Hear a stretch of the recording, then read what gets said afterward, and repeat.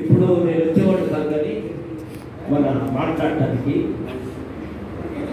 మన దారి వినోద్ కుమార్ గారు ఉన్నారు. అట్లానే పెద్దల సాధన ఈ సబ్జెక్ట్ అవసరం కాబట్టి నేను ముఖ్యంగా దారి వినోద్ కుమార్ గారు తెలుసుకోవడం కోసం నేను ఇక్కడ వచ్చి మాట్లాడుతున్నాను. అంత ఒకటి వర్గీకరణ అనేటటువంటి నేను 89 నుంచి బహుజన సమాజ్ పార్టీలో కాంచీరావు గారితో పాటు నేను నిలబడ్డాను. ఆ రోజుల్లో కంటి పద్మరావు గారు పూర్ పీపుల్స్ పార్టీ పెట్టి పక్కకి వెళ్ళారు. 94 ఆయన జాయిన్ అయ్యారు. అయినప్పుడు 94 అక్టోబర్ 30 శక్తి ప్రదర్శన జరిగింది హైదరాబాద్లో. లక్షలాది మందితో మిలిటరీ గ్రౌండ్లో జరిగింది. అప్పుడు ఎన్టీ రామారావు గారు ఏం చేశారంటే, అరే ఇక్కడ మాలామాలికి మొత్తం బిఎస్పీకి వెళ్ళిపోయారు, కానీ వీళ్ళు కానీ వెళ్ళిపోతే మనకి ఇదేముంది అనే దృక్పథంతో ఎన్టీ రామారావు పోలిట్ బ్యూరో చెప్పుడు తెలుగుదేశం నారా చంద్రబాబు నాయుడిని నిత్యరాజు ఇద్దరు కూడా చర్చలు కాశీరావు గారి దగ్గర పిలిపించినప్పుడు ఏం చేశారంటే కలిసి పొత్తు చేద్దాం మా స్టేట్ ప్రెసిడెంట్ ఎన్టీ రామారావు గారు పంపించారు. అప్పుడు లేపీ గెస్ట్ హౌస్లో ఉన్నాడు కాశీరావు గారు. మేము అక్కడంతా కాపులా ఉండేవాడి. నారాయణ స్వామి, మేము, జ్ఞానేశ్వరం, అలాగే భక్తులు పని అయితే సరే ఎలా అయిందని చెప్పి మాట్లాడితే 30 సీట్లు ఇస్తామంటారు. సరేనా అంటే మాట్లాడుకుందాం. ఈలోపు పివి నరసింహరావు గారు తప్పు చేశారు. కాశీరావుని నేను ప్రధానమంత్రిగా ఉండటం ఉత్తరాది ప్రాంతంలోకి నన్ను ఎప్పుడెప్పుడు ఇచ్చేద్దామని చెప్పి ఉన్నారు. కాబట్టి మీరు అది చింతామోహన్ ద్వారా పిలిపించారు. కాబట్టి ఆంధ్రప్రదేశ్లో మీరు అధికారంలోకి కొన్ని సీట్లు రావచ్చు, కొన్ని మంత్రివర్గంలో కూడా వస్తే రావచ్చు.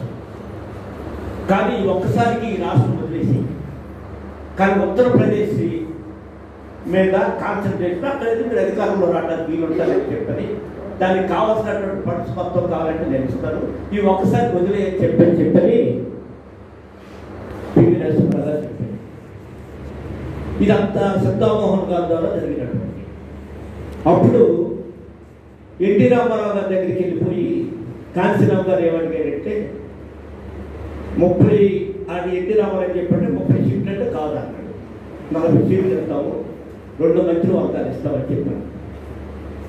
లేదని చెప్పని మాకు 60 సీట్లు కావాలని చెప్పని కాంచీరావుజీ ఆలోచించు, మనం కలిసి పని చేస్తున్నాం, మీకు కేడర్ లేదు కదా, మొన్ననే కదా అభివృద్ధి అయింది, ఇటీవలే కదా, మనం సర్దుబాటు చేసుకొని వెళ్ళిపోతామని చెప్పాను.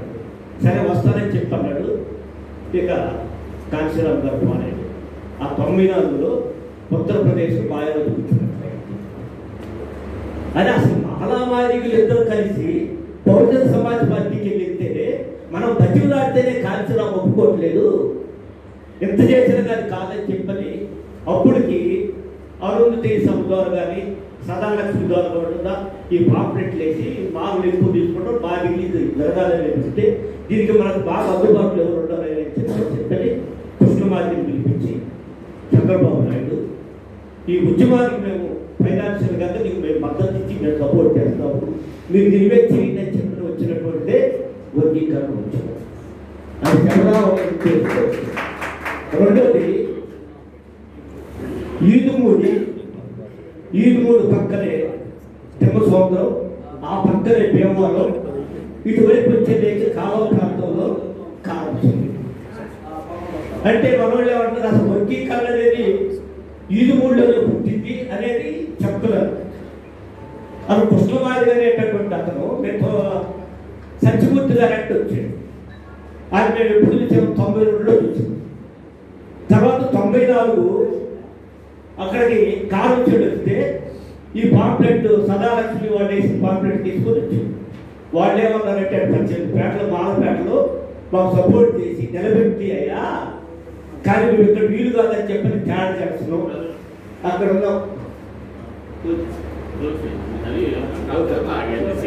సరే, అలాంటి పరిస్థితుల్లో అది ఈద్ మూడు వచ్చేది జరిగింది. అయితే అక్కడ ఏం జరిగింది, ఈద్ మూడులో అంటే వర్గీకరణకి ఇద్దరు కలిసి చేసేదానికి స్టంట్ కోసం నేను చెప్తుంది. అక్కడ పౌతర్ గొరవి అనే కుర్రాడు ఏం చేసింటే దళిత ఉద్యమంలోకి వస్తా ఆడ ఒక 30 ఎకరాలు ల్యాండ్ పర్చేస్ కింద భూమి కావాలంటే నేనే అప్పుడు శ్యాంబాబు గారు ఇంట్లో చెప్పి దేవికరి ప్రభాకర్ అని చెప్పి ఆ భూమి ఇప్పించాను. ల్యాండ్ పర్చేజ్ అయితే ఎవడు భూమి చూసుకుంటాడో వాడికి ఇస్తాడు. వాళ్ళు 30 ఎకరాలు వచ్చినప్పుడు వాడు 50 ఏళ్ళు ఉంది, ఇక్కడ మారిపల్లి 200 ఇళ్ళు ఉన్నాయి, వాడికి ఇవ్వటం ఏంటని చెప్పి వీళ్ళు ఏం చేశారంటే వీళ్ళు వచ్చారు.